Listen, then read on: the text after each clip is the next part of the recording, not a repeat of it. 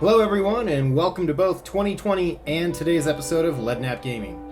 Today we're going to take a look at the Argo Mole. We're going to discuss its looks, earning potential, and what I think CIG is getting right with it, and announce a new giveaway to kick off 2020. Systems activated. Systems on.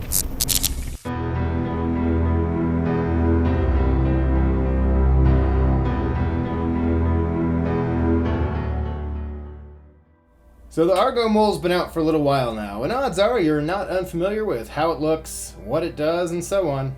I'm going to take a little tour, talk about some features that are unique and hopefully make their way onto other ships, and then look at a nice change from CIG with the release of the Mole. Later, I'll talk about the variants in depth, but all share the same interior in both layout and color. While some have been unhappy with the internal color scheme not matching the livery on the Talus and Cobalt variants, I appreciate that they're all identical inside. The Mole is surprisingly larger than one might expect, especially looking at an external picture. You enter from an elevator taken from the Aegis line onto the engine deck, which also serves as the airlock access to the side mining turrets. This space is comfortably cozy and leaves you sure you're not in the engine room of some massive capital ship. This is a trend throughout most of the Mole. It has the sort of space you expect to find on a fishing trawler, tight with equipment fitted in, but appropriately large for its purpose.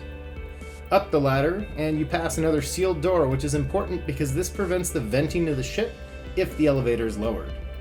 From here is the common area for the crew, which again has enough space to live, but you won't mistake it for an 890 or a 600. Just aft is a space any sailor would intimately be familiar with. The crew berthing is 4 bunks and a single head. Nothing special, nothing fancy, and that's Argo. Forward the crew living spaces is a machine space with access to the primary mining laser and the bridge. Let's spend a moment talking about the bridge. Initially, it seems perfect. The size and scale is great. But prolonged mining in this and you quickly learn as a pilot, you can't see the area you need to put the target rocks to be mined. Strangely, this ship lacks a downward-facing window for the pilots, and a number of combat ships even have these windows, making this an auto mission. Side visibility is also slightly cramped, which is odd considering the bulk of scanning will take place from up here. Those are a short list though on what is magnificent. The harbor crane window is a fantastic look for this ship, and I love that there's not a ton of lights in the bridge because that would create glare on the windows when trying to look out. This is one of the rare non-fighters that CIG seemed to get that. Taking the long ladder down behind the bridge takes you to the lonely single mining laser turret on the nose. This takes the Redeemer's turret and refashions it. Like the Hammerhead and the Carrack, the turret seals behind you and then advances forward to a more advantageous position. The nice thing about this turret is that it's climate controlled and sealed off. Excellent views, and the mining interface looks great in here. Nothing about this turret I don't like. If we roll back to the engine deck, you'll notice you go through some airlock spaces that are much larger than normal, and they feature EVA suit lockers, so there's space it would seem to actually don it. I like that. From here you open the door to this sort of alley on either side where the other 2 turrets load from. What's odd to me is that these side turrets are not enclosed, so you have to wear an EVA suit to use them. This seems like a contradiction to everything said at CitizenCon. If you have to wear external bulky suits to survive extreme heat and cold, that defeats the purpose of CIG not wanting people to wear armor and bulky suits while in chairs.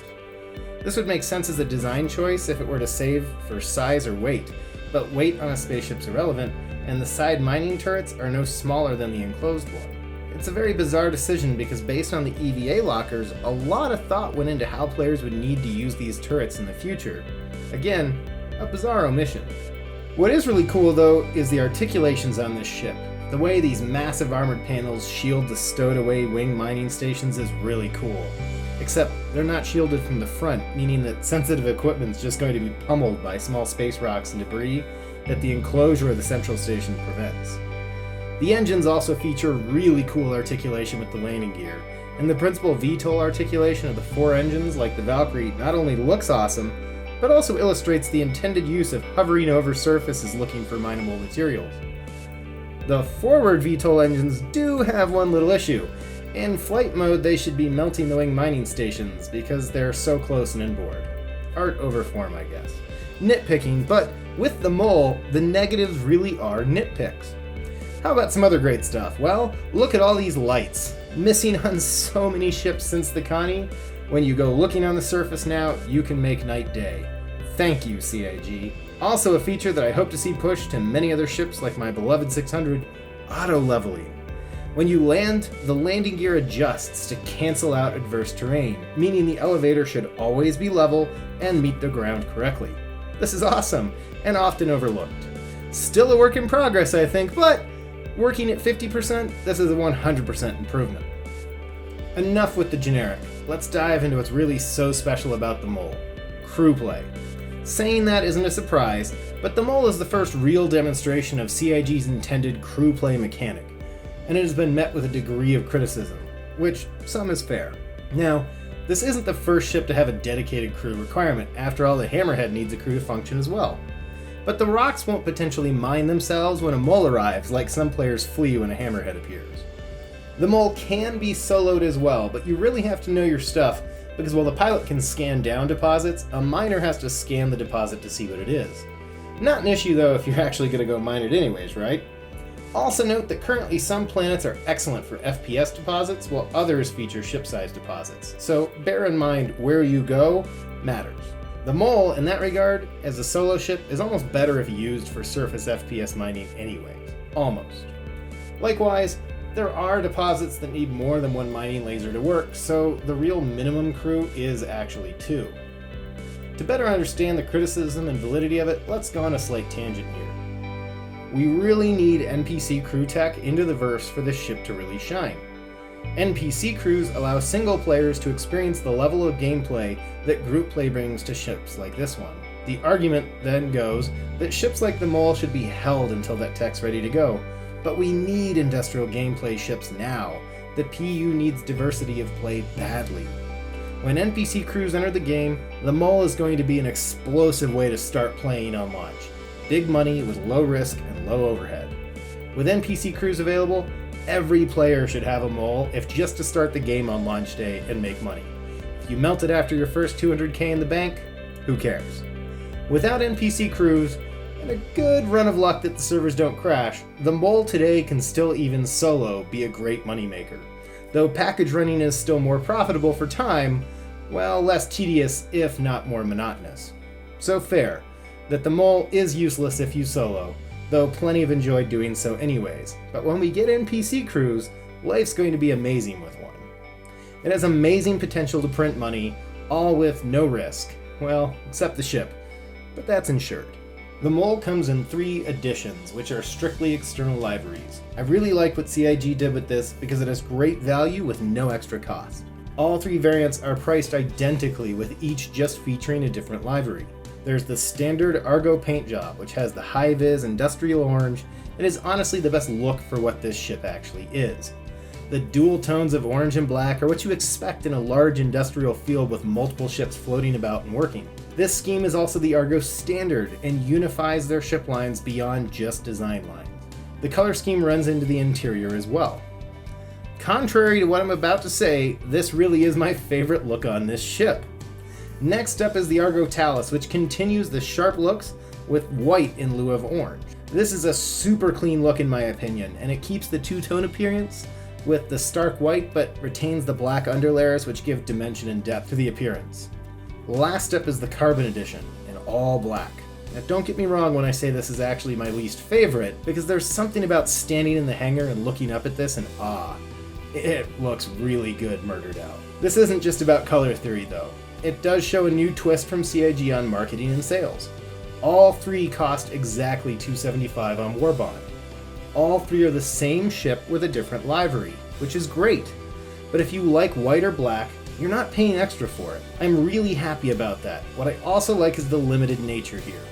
The Talus is expected to only be available during the concept sale, while the Carbon is limited to concierge members. This allows a degree of reasoning behind buying one edition over the others, but you're not going to pay extra money for it. The Carbon is a reward perk for concierge backers. The Talus celebrates buying it on release, making it truly unique. Neither is there a pay-to-win element here.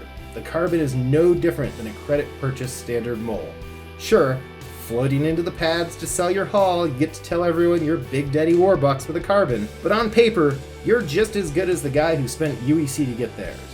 Someday, we all expect to be able to customize our liveries, so this won't stand out as much as it does today perhaps, but odds are you won't be allowed to go white or all black. So let's get to that giveaway, shall we? You might have guessed it by now, it's going to be an Argo Mole. But it's going to be more than that, because I'm going to give one lucky Star Citizen an Argo Mole Carbon. I did say I like the look of the Talus a lot, but I figured the exclusivity of the Carbon for someone might give it extra value. I know, all black is the rage these days, and maybe you don't have Concierge. The Carbon also lets you guys know this didn't come from CAG, but it came from me. To win, simply be subscribed to the channel and comment on videos from this channel starting today until the end of January. I will announce the winner in February, and do please share this video with your friends and get the word out, because even though less participants might seem to boost your chances, the more participation and audience these giveaways have, the easier it is for me to get sponsors to hook up big ships you guys want to win. Of note, this isn't a game package, so if you are new to Star Citizen, you would need to get one of those.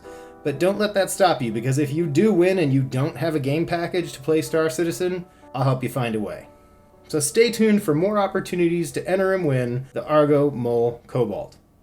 As always, don't forget to like and share this video, subscribe if you haven't, and I will catch you all next time.